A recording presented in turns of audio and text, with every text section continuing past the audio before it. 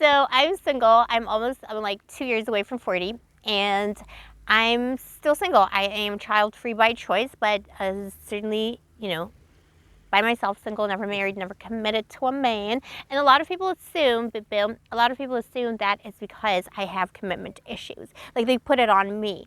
And I'm going to tell you about my life today, a little bit about my love life. Throughout the years, the different decades, the different guys that I used to attract, and how I kind of got wise to that, and how I got out of the game in a sense, and how I am now manifesting my spiritual husband from a past life. Also, welcome to my channel. I'm Emanuela Rose, aka Blue Angel, and this is my vlog channel where I document my journey in search of love in my own personal Atlantis. I'm a magical travelpreneur and sorceress, Welcome to the island of love too. This is we're in Cyprus, in Paphos, Cyprus, the island of the goddess of love. So yeah, I'm legit living on an island, like sorceress on an island these days. But it took me a long time to get here. It took me a long time to find myself. So when it comes to love, I always tended to attract, like from an early age, people who were like, not nice people, because I do come from a dysfunctional, situation growing up. I don't want to use all the bad words that YouTube's gonna not like in the first couple of minutes of the video, but I had a very, very traumatic childhood with extremely extreme things, extreme PTSD and stuff like that. Like it all happened, and this is like an old theory in therapeutic psychology that people who do those things to other people, they can sense, like they have a little radar. A man who does that kind of stuff to who wants to hurt a person will find the victim. They can smell it on you. And that kind of like my first decade of dating was people like that. Also much older men, because in my 20s basically, much older men, because obviously daddy issues, and a lot of girls who are young.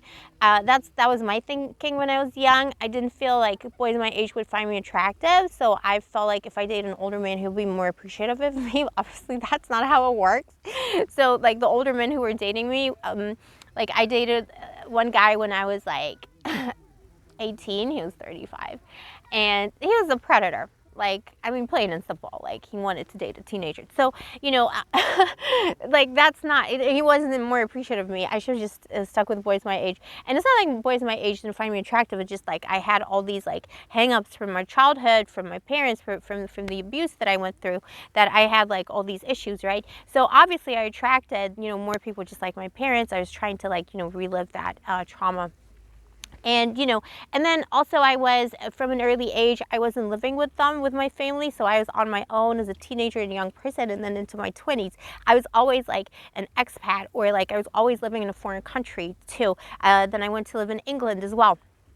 So I lived in England in my 20s, and it was the worst. I'm not gonna lie, no offense to my English people here, but that was the worst experience of my entire life. When it comes to love and dating, the people there's just no bond. They don't date, they just do the deed and that's it, bang, and it's kind of a degrading culture. I don't know, maybe I just attracted those boys. And and the theme always was, and it's kind of funny because that's my casting type in acting. My casting type in acting is a bit of a you know what I mean, gangster's wife, femme fatale kind of thing. And that tends to be how men see me, in life, in dating. I tried it all, but and here's the thing, in my 30s and my 20s, I tried it all.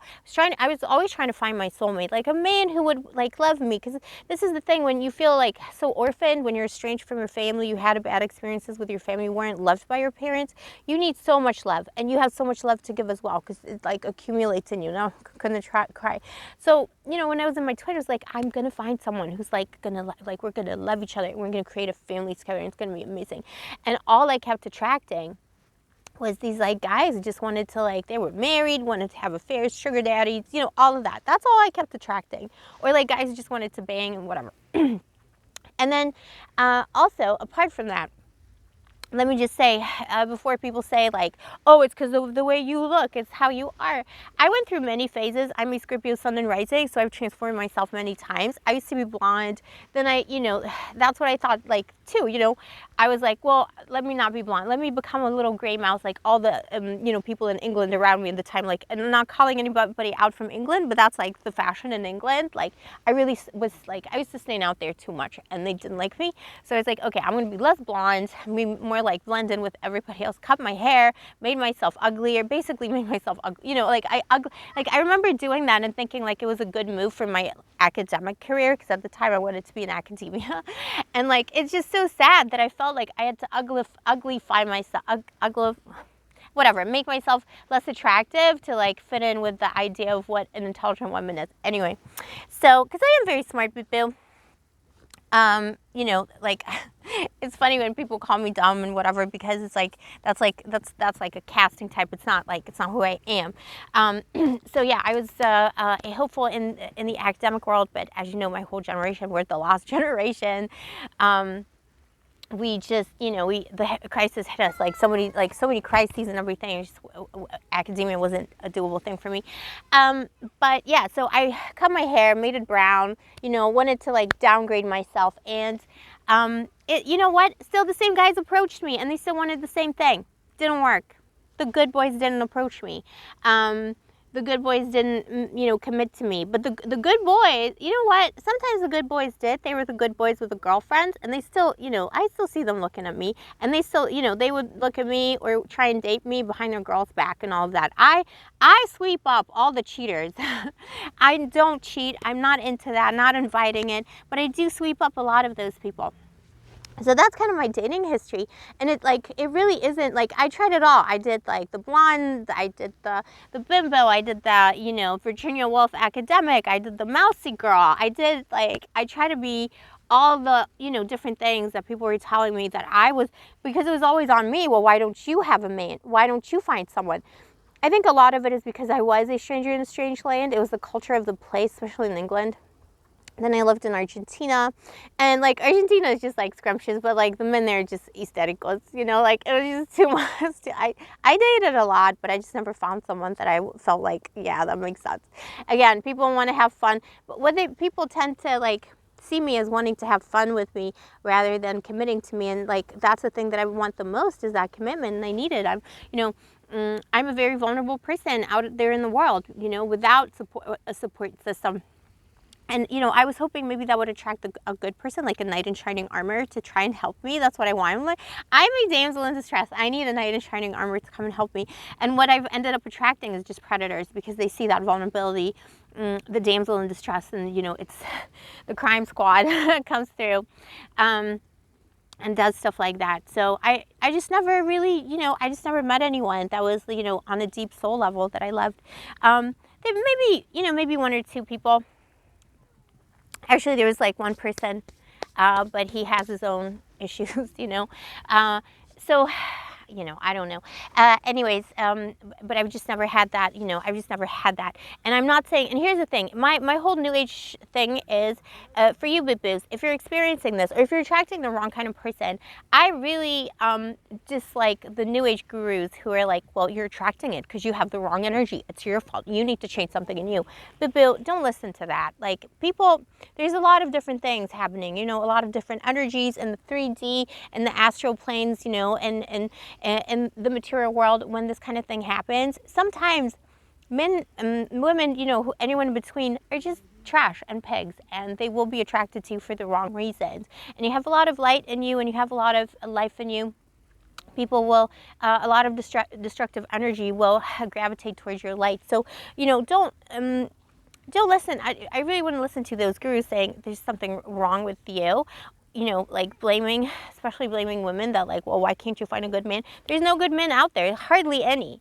And the society perpetuates the idea that it's okay for them not to be good, and then blames us if we have fun, or if we use them, or if we do whatever we need to do. Anyways, it's like a whole other story. But yes, so take it from me. I'm living the magical life. I'm literally a daughter of Hecate, living on an island, just like Circe right now, on a Greek island. And I just have this internal knowing and this understanding of love, ancient love, you know, before the patriarchy, when we lived in the time of Atlantis or Lemuria, or, you know, even before then.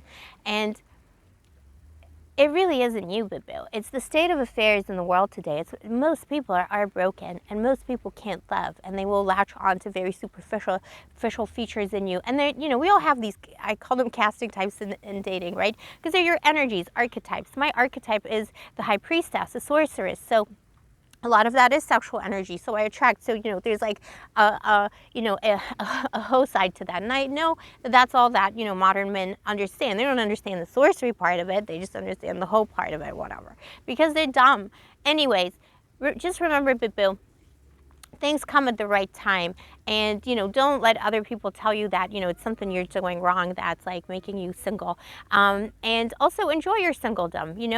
This is my story so far. This is why I'm still single at 40, and I'm loving it. I've had a very beautiful life. I've met many different boys. I've had my heart broken many times. I broke some hearts, but it's still a beautiful, scrumptious journey, and it brought me here to the island of Cyprus. So there's I think there's a different timeline for different people. And if you feel like you haven't found the right person at 40, it's still okay. Like, you still have many decades to go, and you will meet that person. And I know for a fact I have an inner knowing magically.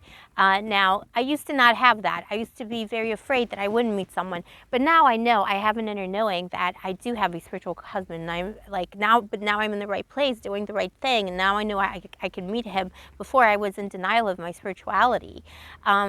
So, when you get on the right track, when you're doing the thing you love, when you love yourself, when you stop listening to external people, voices, whatever, you're going to start meeting the right people, and that person will come. If you have a strong feeling that you want a divine counterpart, a soulmate, that person exists. Trust me, they do exist, and you will find the right person. This is the 21st century. Life does not end at like 29. You know what I mean? Like, you have many beautiful experiences. I'm living the life. This is the best my life has ever been. And this is the most popular I've ever been, the most scrumptious, the most moisturized. I don't know. Like, this is the best part of my life ever. So it will be for you too, no matter what age you're at. And whether you're younger or older, it doesn't matter. Your timeline will find you. Just keep following your bliss and keep believing in yourself. So this is my little story about men. Anyway, let me know in the comments below what you think, what kind of people you attract, what's your dating casting type. I'll see you next time. Don't forget to like and subscribe, or else, all right? Or I'll tell the sirens in the sea, okay, and they'll come and get you. No, I'm just kidding. I'll see you next time, my babies. Stay sparkly, stay gorgeous, stay moisturized, and may the angels protect you. Give me another kiss, baby.